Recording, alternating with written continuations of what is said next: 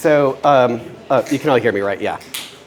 Yeah, so I think the last time I spoke at a Dorkbot was like 12 years ago. It's exciting to know that Dorkbot is still happening. I think the one in New York probably ended like a decade ago or so. But I was probably there speaking about SLNgs as well. I have a book, 44 SLNgs. That's what I'm going to be presenting tonight. But first of all, how many people have heard of SLNgs or know what they are? Like a few people. How many people have heard of brainfuck? Right, like a few more, okay. Yeah, because that's really still the best known of the languages, and a lot of people's introduction to SLNgs is through brainfuck. Okay, so I just want to talk a little bit about what SLNgs looked like, or how people talked about them when I first really got heavily involved, which was like 2007, 2008 or so. So this is brainfuck on the SLNgs wiki, which is like the main place these days that people find SLNg information. And you can see how brainfuck is written about here. The first thing it tells us is that it's famous, okay? They say that the word fuck is offensive in English. And then it's all the stuff about how the original array, it operates in an array of memory cells. The array was originally 30,000 cells long, and so on. Like, none of that is like particularly interesting information about brainfuck or tells you anything about what the experience of using it is. The actual experience of using brainfuck is that you have to write in this really low-level language for this virtual machine where you move back and forth through memory. It looks sort of like this. This is a hello world program, and it builds this by looping back and forth through memory, adding things, subtracting things, and so on, because those are the only commands that it gives you to work with. But the key thing about brainfuck is that it's Turing complete, which means any algorithm you can write for a conventional computer, you can write in brainfuck. And so the challenge of this is it becomes a space to show off a certain kind of technical expertise by sort of rethinking an algorithm in terms of these very sort of basic commands. But the thing that was more interesting to me about brainfuck is that there's this sort of arbitrariness to everything that you do. If you want to write the number 1, you could do it by adding 1 to an empty memory cell. And you could do the same thing with 2 as 2 plus signs, and 3 with 3 plus signs, and so on. But when you get to a certain number, you have to start doing these looping structures. And then it becomes very arbitrary. It's like, you know, do you care more about making it written in as few characters as you can? This seems to be the shortest way to write 16. But this uses 8 different memory cells to get there. Well, this only goes back and forth with 2 memory cells and is basically doing multiplication of this 4 times this 4. Basically adding 4 to 1 memory cell, moving to the right, adding 4, moving to the left, subtracting 1, going back to the right, adding 4 until you get 16. This is basically the only brainfuck algorithm that I can really sort of follow in my head and understand what's happening. This one is absolutely insane. It's loops within loops. It's going through 8 different memory cells, and it wraps past 0 many times to get there. So the actual experience of brainfuck does not really come through very clearly in this, but you can see why this is such an appealing language to experiment with. The other type of SLNg that sort of was written about in any way in 2007, 2008 were these languages. So Rockstar didn't exist yet, but there was like Law Code and Arnold C. Like these languages where you write code in this sort of like, you know, these, like here we're writing code as these power ballad lyrics. And it sort of makes code look sort of ridiculous. It kind of undermines the seriousness of compilation. But it doesn't really leave a lot of room for individual expression within that. Like your Rockstar program is going to look basically like mine. And it's sort of like, okay, it makes code sort of funny, but it doesn't really tell you that much about the experience of writing code. So I started a blog called Esoteric Codes, where I tried to get away from those 2 ways of talking about SLNgs and really focus more on what are the ideas behind languages? Why did you, so this started off as an interview series, and I would ask people basically explain SLNgs not in technical terms. Like I don't care how many memory cells it uses, I don't care that your thing is a 3-strip Minsky machine. You're gonna have to explain to me what that means and why that's important to you. what is it that inspired you to make the language, and what languages were influences on yours? What are sort of the most important ideas? And so I did that, and I brought it into conversation with other computational artists, people like Joanna Shikau, who has this great practice of introducing code into other people's websites to sort of make them spin around, and then she does these sort of dance performances in front of projections of them and so on. So basically other work that also deals with the expressiveness of code, and where you have to sort of read the text of code to fully understand the work. This was a great SLang written in Frege's concept notation, which is what programming could have looked like if things had gone very differently in the early 20th century. So this was sort of, so Esoteric Codes I started in 2011. I've just started posting again to this as I was sort of tying up stuff at the book. So the book is 44 SLangs, and these are languages that I've been making since 2009. But the reason I did this in this form was to sort of bring SLangs to a different audience, people who maybe didn't really think very much about the expressive possibilities of programming language design. And hopefully to inspire more people to make languages of their own. And I start off the book by sort of reaching out to the art audience that maybe would have been a little intimidated by the technical aspects of SLangs.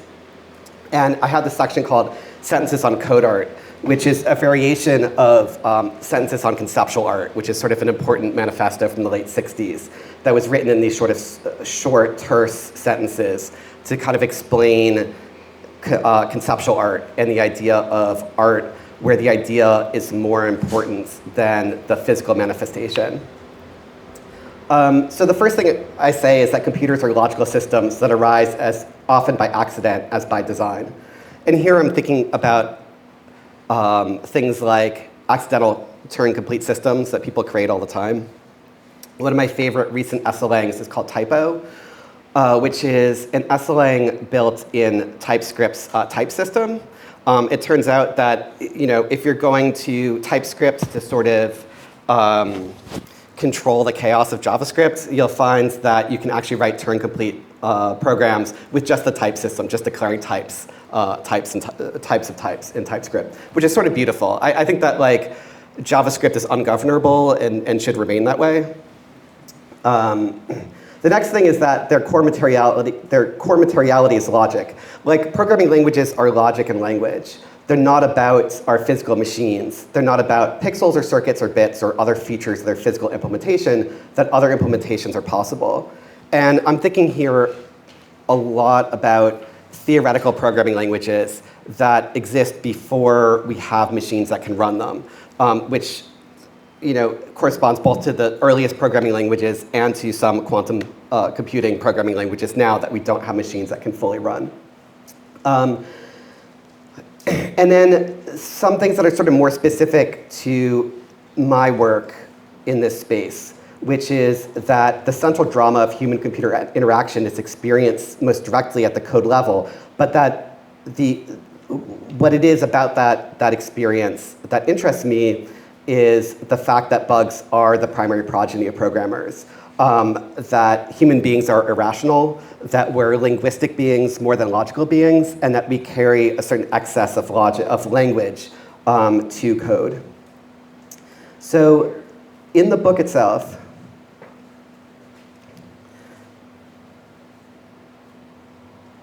I have basically a list of 44 language prompts.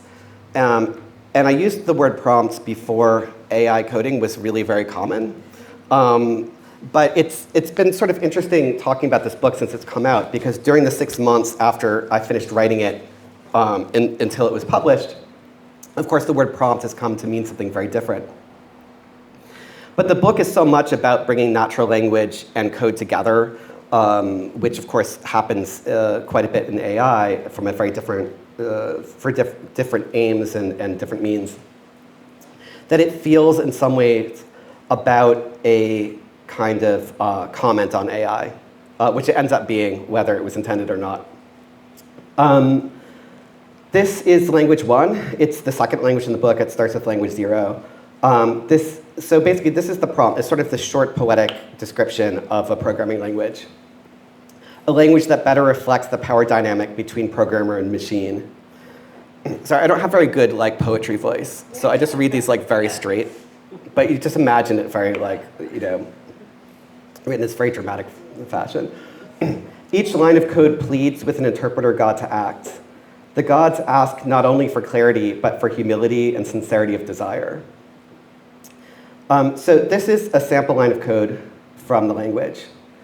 Father Zeus, defender of cities, defender of homes, defender of the traveler and of those far from home, please create a loop counting from 99 to 1 called beer loop. So this is the first line in a 99 bottles program. It's in the language Olympus. This is what that line of code looks like broken down. But essentially, we write code to one of the Greek gods. And we have to really sort of call on the correct god for what it is that we want. Zeus is really good with strategy. But if we want to deal with memory, like declaring a variable, we call on Mnemosyne, the holder of tales old and new, mistress of memory. If we want to do branching or we want to jump to another part of the program, then we call on Ariadne, who is mistress of the labyrinth.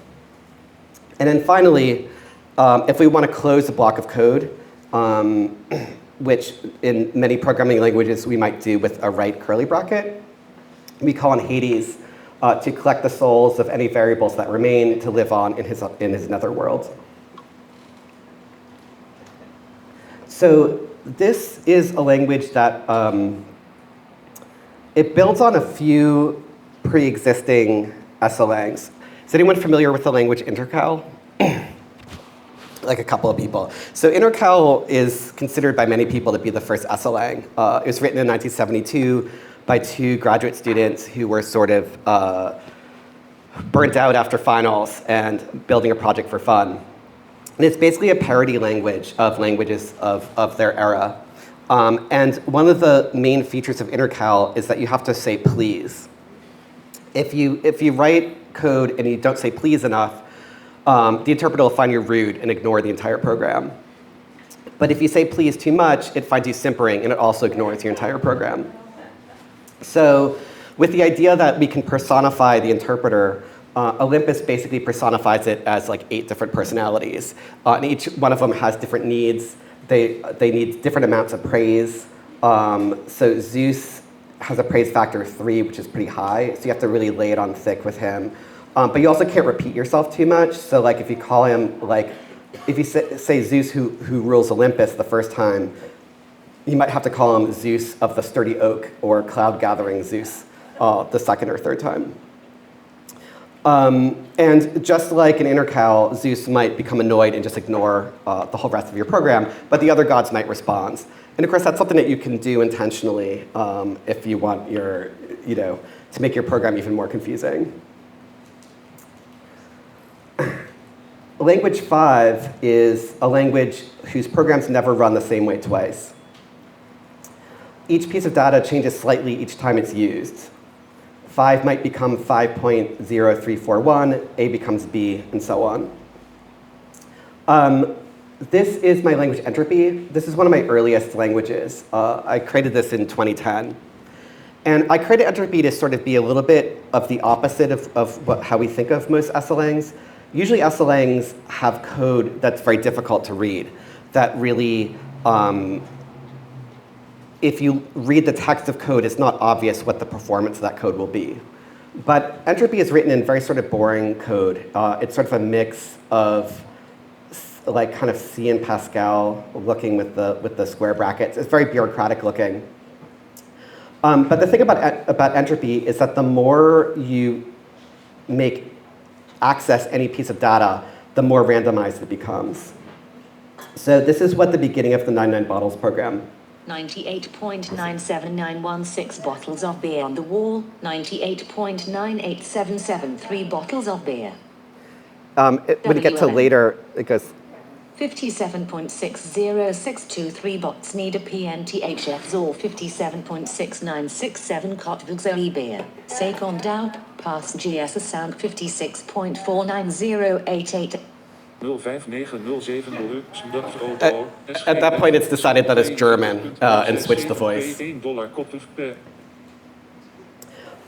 So entropy, this is a language that originally I developed this with just a C# compiler.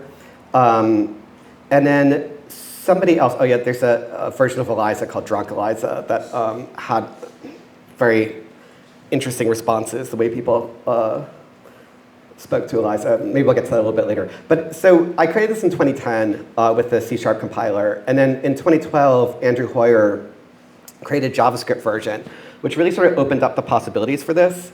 I'm actually using sort of a variation of entropy.js for this site. And this is one of the things that's really fun about making an SLang, is that other people will find their own use for the language and their own way to sort of expand on it. By moving this to JavaScript, you could now do visual pieces in entropy, and it became much more sort of accessible to people. You didn't have to sort of compile code. You could write something that runs in the browser. So from that point on, I started to really sort of make more languages in JavaScript, but also, I sort of realized that if I don't get everything perfect in the original interpreter, if it's a good enough idea, other people will pick up on it, and a lot of that is sort of what's exciting about making a language. A few years later, I made sort of an answer piece to entropy called Fatfinger. This is a programming language where typos and misspellings are valid code. All names, whether part of the language or given by us, can vary with every use. And the idea of Fatfinger is that it's sort of the opposite of entropy. Where entropy, you had to write code sort of correctly, and it would run in this sort of very chaotic fashion. Fatfinger, you write in this style. So you can kind of see what's happening here. First, I include the library for Fatfinger. And then I start a new block, a new script block here with any misspelling of JavaScript. And it goes into Fatfinger mode. And from that point on, I can misspell everything. And so this is JavaScript, but instead of var, we have vart. I declared the variable x, but I use it as xx later.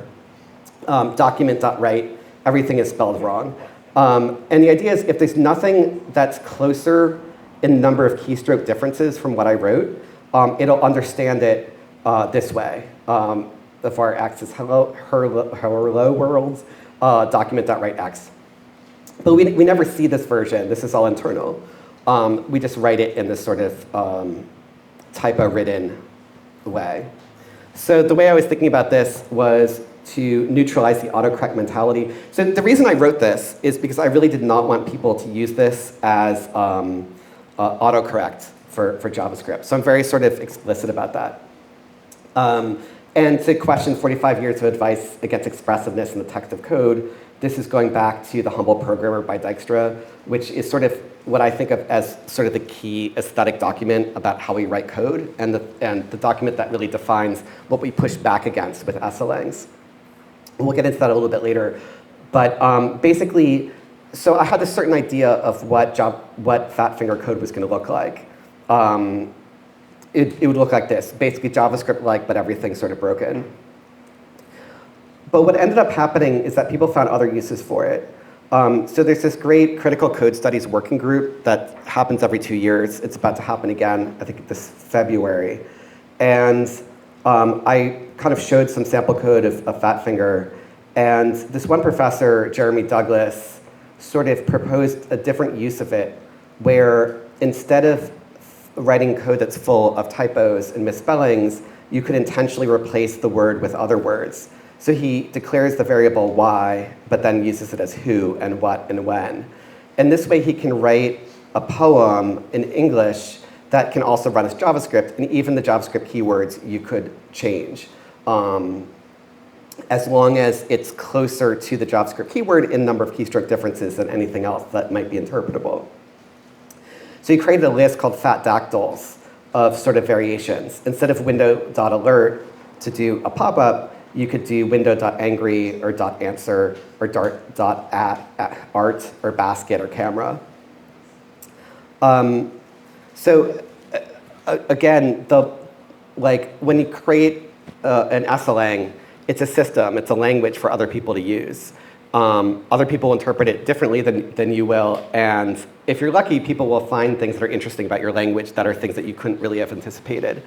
And this is where creating a system for other human beings can be sort of rewarding more than writing something strictly for the computer to carry out or to be interpreted by AI, who's always going to pick like the least interesting interpretation of whatever it is that you wrote. So I wanted to get to questions pretty soon, but I'll just kind of show a few more of these. This is my call for us to do more writing in Bootstrapodon, which is a system where you read one line of code from right to left and next from left to right.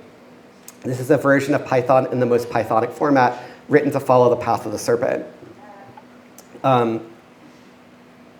This was fairly common in like Etruscan and early Greek writing. And I think it's like definitely time to bring it back, especially for Python. If you're going to invoke the serpent, it's like I think that following its path of writing makes more sense. This is what I wrote about it. In this style of writing called Bootstrapodon, lines are inscribed back and forth across the page. After a left to right line, the next line is read from right to left. The act of reading is more efficient as each movement of the eye picks up new information, unlike a strict left to right layout where we dart our eyes repeatedly to the beginning of the next line. Through an entire lifetime, millions of eye movements and perhaps whole minutes of our lives are saved. So this I sort of implemented as a tool. It's at oxplows.com. Because apart from Path of the Serpent, the other way that this is referred to as moving as the ox plows. So it's just a tool that'll format things in Bootstrapodon.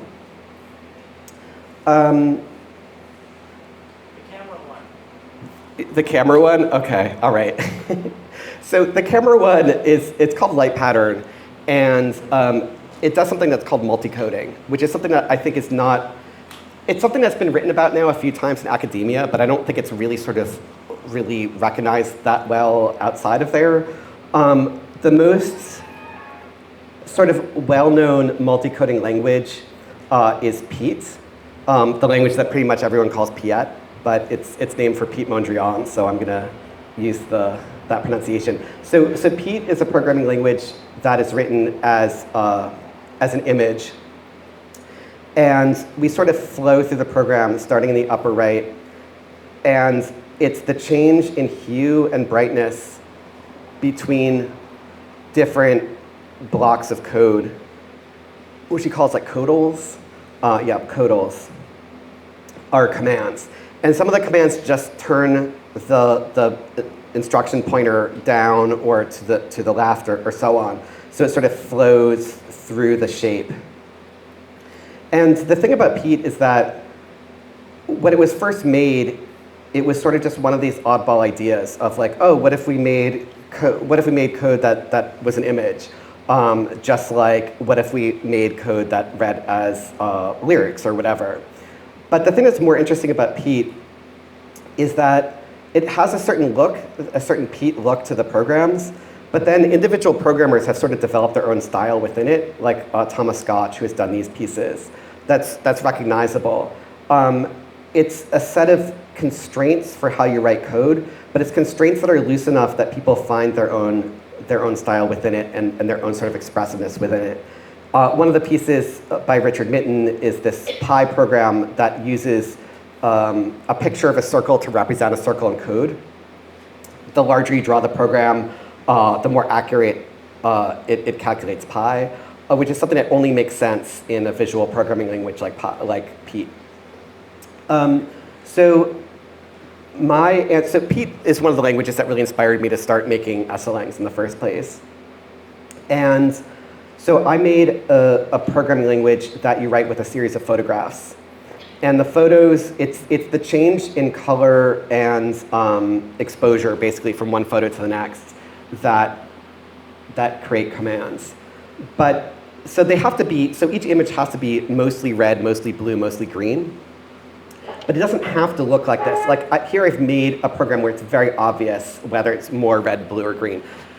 I could have done this program by taking a couple hundred vacation photos and just organizing them in the right order to write this program. And it would have been more mysterious what it actually does. And it probably would not have related very well to what the program does when it runs. So basically what's happening with light pattern is that it's up to the individual programmer to construct a program where the way the code looks as photos and what it does when it performs has some relationship. That's not forced on them by the language, and they can sort of embrace that as much as they want. So I looked at art that's built around performance scores. So I looked at a lot of work from the 60s and thought about how to use it, how to write it in light pattern and what that would mean. So this is writing a score for a Fluxus event score called Three Lamp Events by George Brecht. And the thing about three lamp events is Brecht was really interested in sort of merging art and everyday life in a way that he would create performance scores that people would not perform intentionally, but that would just sort of happen. And if you've read the score, you might sort of recognize it as being his event occurring. So this is literally an event about turning on and off lamps. So what I did is I photographed lamps and I turned them on and off, and I photographed them in such a way that it would write to the screen. It's a little bit hard to see at the bottom here. It says on, off, lamp, off, on, which are the instructions for his score. But one of my another sort of better known Fluxus event score is Yoko Ono's Fly piece, which is just the instruction fly, F-L-Y, period. And this is one that she's sort of done a whole bunch of different variations of. She used to set up a ladder on stage and invite people to climb the ladder and jump off and pretend that they're flying, which doesn't really get performed very much anymore because they don't want people to injure themselves.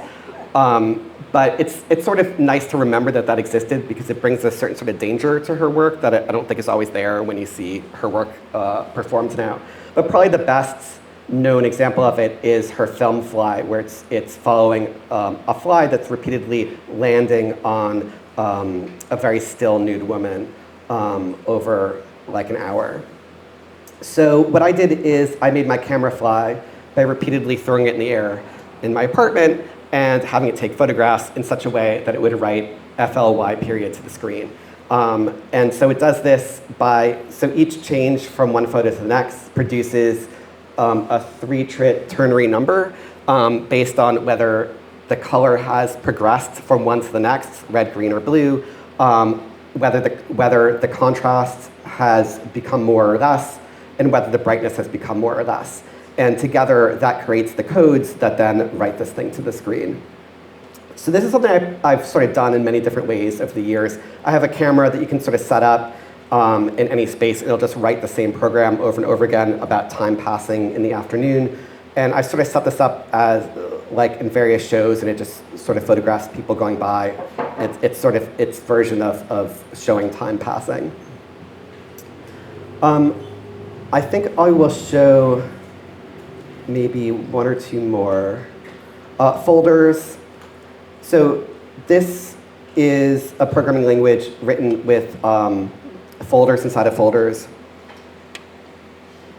Text only matters in terms of alphabetical order, and files are ignored. This is the beginning of the Hello World program. It has one command, which is the outermost folder. The first folder alphabetically within that has 4 folders in it, and so that is a print statement. And then the second folder holds the expression, and the expression, it tells what kind of expression it is, it's a string, and then it's giving you all the individual letters. And this is actually sort of like, each one of these is sort of a hex number, but it's broken down into the binary with some folders are 0 because they have no folder inside of it, and some are 1 because they do have one inside of it. So in this way, we can express the entire thing with just folders. Originally, this was a language that was only for Windows. And that was sort of important to me early on because You can create 1 billion folders in Windows, and it'll say that it takes up 0 bytes on disk. So, as long as you're storing all your data in folder names, and you're writing all your code in folders, and you're doing, which also does input and output to folder names, then it's sort of like a parallel file system that is just all free storage, infinitely large. Of course, I don't recommend actually doing that because it will tell you that your drive is getting smaller and smaller, even as it still has 0 bytes. I'll show one more here. This is a language called Rivulet. Rivulet was inspired by looking at mazes. I was thinking about how programs are like mazes in that usually when we look at a maze, we're not in a hedge maze like this where we can't find our way out because we can only see a little part of it at a time. Usually we can see the entire thing, but that doesn't mean that it's obvious how to get through it. We still have to sort of run the whole thing in our heads and sort of think our way through all the different corners. And that's very much like looking at a program where we have to sort of mentally run the thing in our head to figure out what's actually happening. So I started sort of playing around with mazes and with calligraphy, and I came up with a language that uses box drawing characters, which are these characters that got carried over into Unicode that came from these early interfaces where we'd draw boxes out of these little individual characters. But we don't have to use box drawing characters to draw boxes. We can use them to draw what I call strands, which are these shapes which determine commands in Rivulet. These are organized into glyphs. A glyph starts with a symbol like this and ends with a symbol like this. And the line numbers reset for each glyph. The glyphs can be side by side or one above the other. You can see they skip line number 4. The line numbers are all prime numbers. And this is what a hello world looks like. This is not one of mine. This is written by a professor in London who sort of came across the language and decided to experiment with it. And as you move back and forth, so this is all starting on line 1. You can tell because it aligns with the top of the glyph. And it starts with a hook that tells you what type of strand it is. And these are all pointing upward to the left, which means that as they squiggle back and forth through the space, depending on which line number they move, it's either adding that value or subtracting it. So this is a very simple program. It's just building hello world. But the way he did it, it's designed to be as compact as possible, which is usually how Rivulet programs are written. There are many different ways to write the same thing. These are all equivalent, and this is the beginning of a Fibonacci program. It's writing the number 0. So each line is also a list. And this is starting with list 2, and this is adding 0 by moving once to the right on line 2 and then twice to the left on line 1. So it's adding 2 and subtracting 2. This is adding 4 and subtracting 3, so this is the 1. And this is going to another list further down, and it's adding 11. But then this does exactly the same thing, just drawn differently, and this one also does the same thing. And this is what the entire Fibonacci program looks like. The other thing about this is that Rivulet doesn't have traditional branching. It only has conditional rollbacks. So you can't test something before you do it. You have to do it and then test the end result and then roll back part of the program. So none of this, it's definitely sort of unusual. I didn't think it was that difficult to pick up on, but on Hacker News, people found this very confusing. These are sort of some of my favorite comments. Is this what it feels like to learn to program as an adult? I can brainfuck an APL with the best of them, and this is the most alien language specification I've ever read. And I would like to know how to even begin building intuition for writing something in this. I read the entire README, and the only thing I understand is the glyph starts and it ends with these signs. The thing is, it's not that it's necessarily that difficult. It's just difficult for programmers, because most programmers have learned to code in certain ways, and this is very, very different. So most of the people who have actually had some success with this language were hobbyists who came across it. This was a visual art professor who got really into it. And he made his own editor for this. This is what it looks like in his editor. The colors are very different. The color coding scheme is different also. And this is another Fibonacci program that looks quite a bit different than mine. So it's nice when people who somehow have a certain sort of similar mentality come across something of yours and decide to start experimenting with it and contribute to it in a significant way. The thing about this language is that it's not like, there's the step of actually writing the program, but the thing that's actually fun about it is compacting it as much as possible to get it into these shapes. That's most of the experience is not actually writing code. It's like writing the code is the first step, and then it's like, okay, how small can I get it, and how can I make it look better? And so if that's something that you enjoy, then this is a programming language that ends up becoming more interesting for you. So anyway, those are a few languages from the book. Here's some of my info. Esoteric Codes is my blog. This is my website. And you can find me on Blue Sky and Instagram. And with that, I will open it to questions. Thanks, everybody.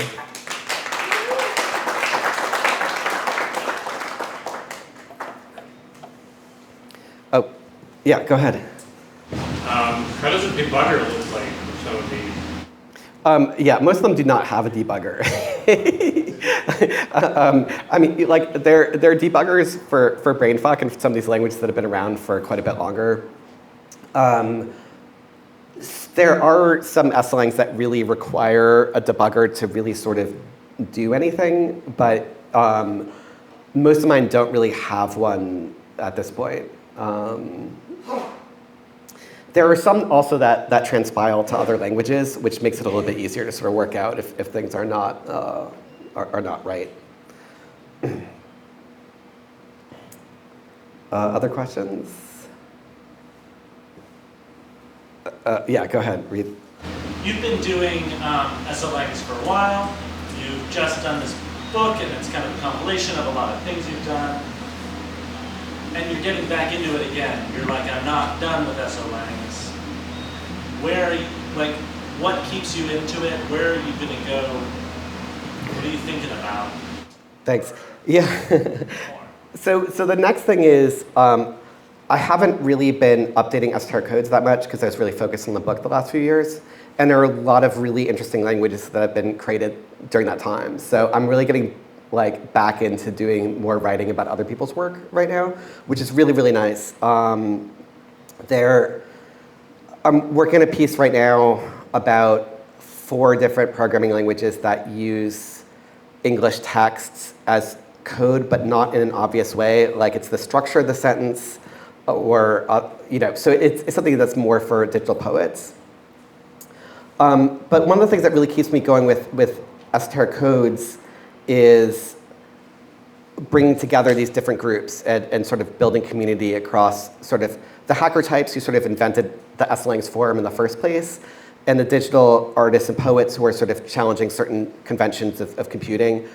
The way that I think about this book is that, when I sat down to write these prompts, I was thinking about what do we expect from a programming language? Like, what is a programming language? What is it for? How does it relate to code and to the executor of the code? And how can I challenge each of those ideas in a way that might lead to something interesting? So I have languages in the book that I have a few that are not written intentionally. That's the thing I go back to, because it's very rich with sort of, a programming language is something that gives meaning to a text, but it doesn't mean that the text was written for it. And sometimes it can add meaning to something that already exists that might reveal something about that text.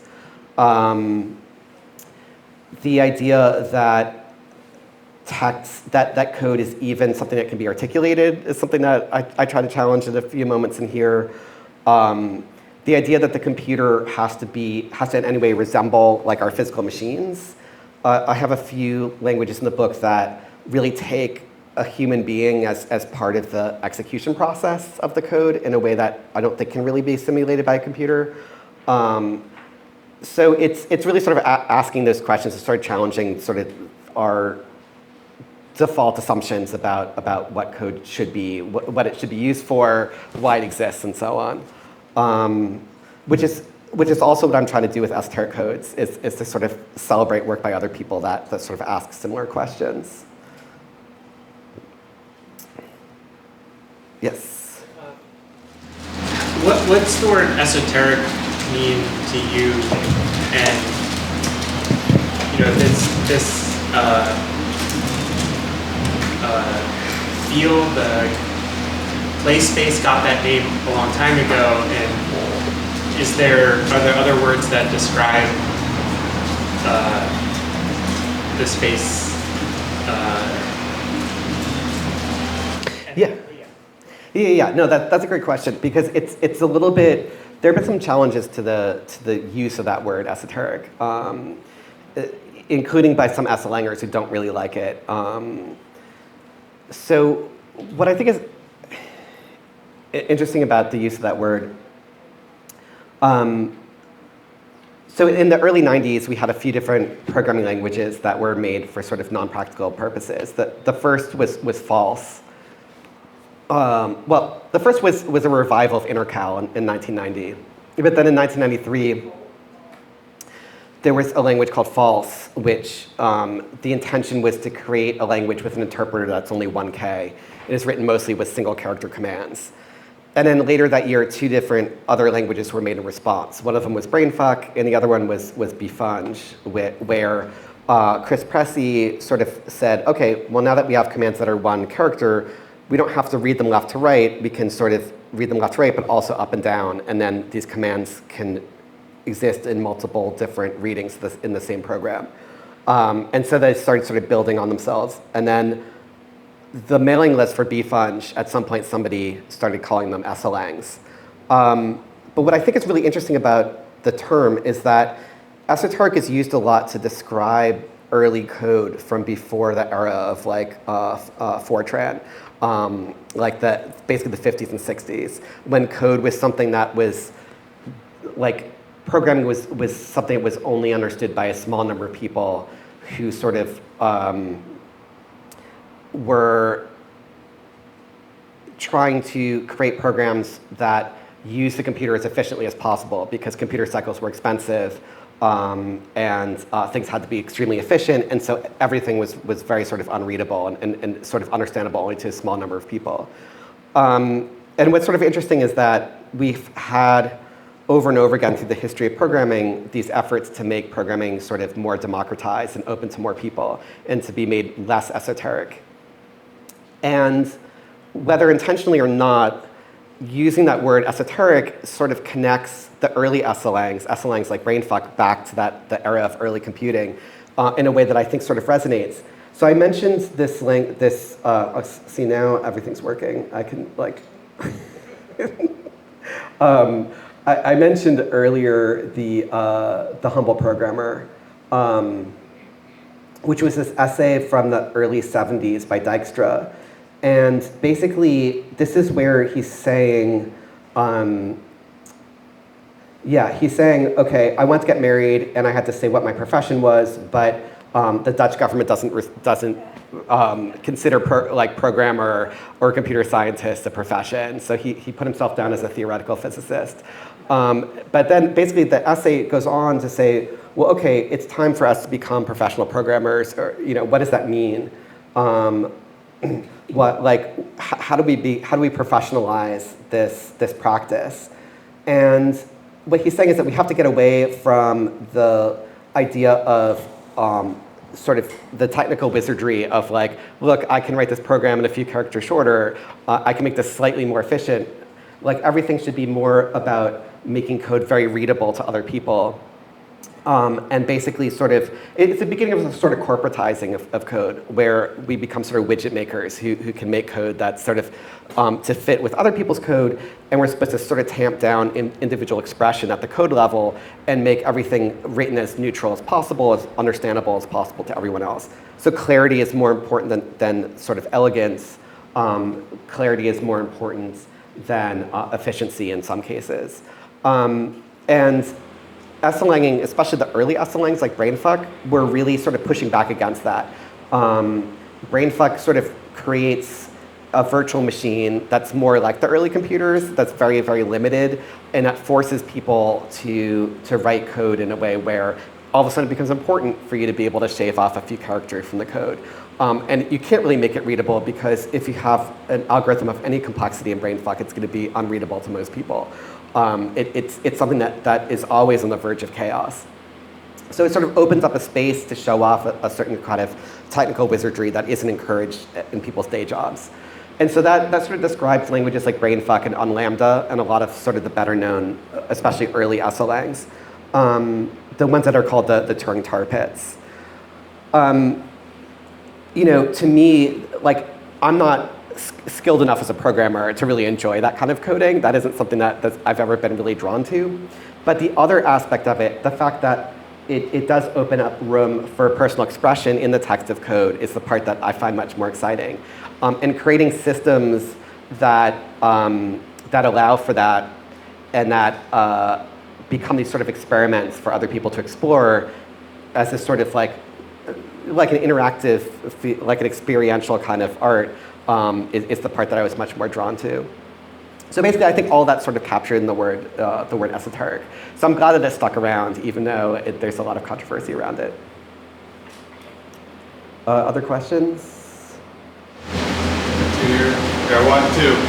One, what's your favorite? And two, because it looks like these programming languages can be made with like folder structures and other ways, is it possible that we're creating a program even just by what we do on our computer? Even by like the actions that we take or the folders that we create, to be that we're creating a program?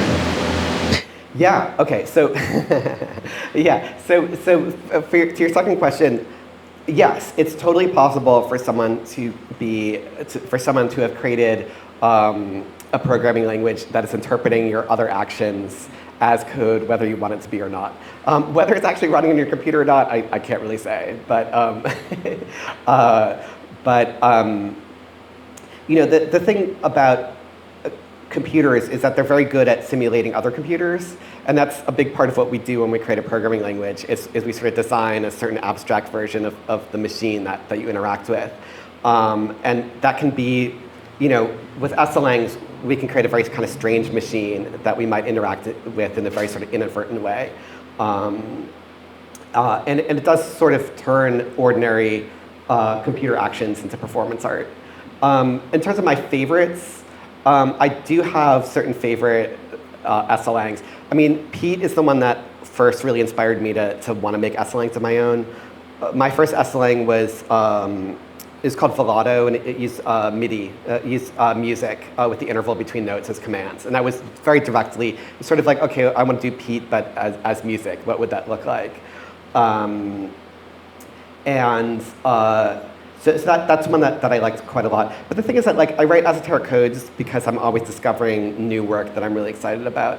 A lot of my favorite work is by students. People realizing for the first time that they can sort of take some sort of oddball idea that they had and make it real, turn it into something that people can use. So yeah, I'm always on the lookout for more languages. So if people come across SLNgs that they're excited about, please send them to me. Yes? Do you have any thoughts on the relationship between exploit development and SLNs? You know, because I was thinking before you said the phrase like weird machines, which is like there's a whole paper called Weird Machines to talk about exploit writing, and it seems like they're almost like found interpreters. Mm-hmm. Oh, well, that sounds really interesting. Found interpreters is definitely something I'd want to hear more about. That's what writing exploits, like to hack computers is. Those are found interpreters. So most SLNgs are somewhat obfuscatory. They make the performance of code less clear from reading the code. That's not always true, but it's true in many SLNgs. And of course, with dealing with exploits, it's often about hiding what the code is actually doing in some way, right? Well, I guess not always, but it can be. It's about the whole idea of weird machines and that concept is like there's the machine the programmer intended to create, but then there's this other machine.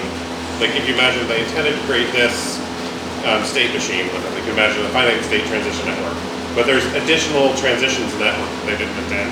And so when you're writing an exploit, you're programming this machine. They didn't intend to be there. And so it's like a found virtual machine is what. It's using it's using the aspects of the machine that were not intended by the original designer, but are there in the system already. But I guess what I was thinking about is the way that people try to sort of evade these systems that look for malware by writing things in an obfuscatory way, which is another way of sort of getting at that. And there are a few examples where people have used SLNgs to get around those systems. I've talked a little bit about JavaScript, which I think is a language which keeps giving us new, really kind of. So has anyone heard of JSFuck? This is it's a discovered dialect of JavaScript that was created by, it's always been part of JavaScript, but it was not meant to be there. Someone realized that you could write all of JavaScript using just 6 characters. And it has to do with the way that you can sort of convert anything of one type into another. So if you take an empty array and you not it turns it to false. False, you can turn it into true. Undefined, there's a bunch of different ways to create undefined. But then you can get numbers, and then you can get various letters so it has the word filter, but you're sort of creating that through this first. Like you can, basically, JSFuck this is a converter that you give it JavaScript and it'll give you the JSFuck version of it, right? So this is what alert 1 looks like. You can see it's quite long. And it started as a Twitter thread where people were just like discovering things about JavaScript and people were taking it one step further. And then Martin Clappy sort of put it together into one system.